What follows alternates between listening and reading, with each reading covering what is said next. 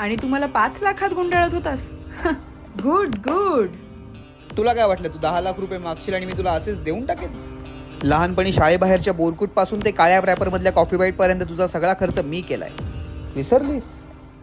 लहानपणी नाटकी करून पप्पांकडनं मला मार खायला लावायचीस आणि कोपऱ्यात जाऊन गुपचूप हसायचीस सुद्धा. आणि आता आली आहेस मोठी 10 लाख रुपये मागायला. तू तर माझं पितळच उघडं पाडलंस. ऐक माझं, पूर्ण जमीन विकून टाकू आणि दोघंही अर्धे अर्धे पैसे खाऊ. नीट विचार करून उत्तर दे, नाहीतर तुझ्या शाळेतल्या आयटम बद्दल वहिनीला सांगेन. 1 लाख एक्स्ट्रा घे, पण तोंड बंद ठेव. कोर्टात जाईन. मी पण वकील करीन. तुझी बायको शेंबडी. तुझाच नवरा टाकला. 10 लाख दे. 5 लाख घे आणि मॅटर संपव. 10 लाख दे, नाहीतर पप्पांना तुझं नाव सांगीन. सर पर कफन बांधणेवाले फक्त पप्पांनाच घाबरतात. मी येतो 10 लाखाचा चेक घेऊन आणि रक्षाबंधनच्या दिवशी तुला देतो.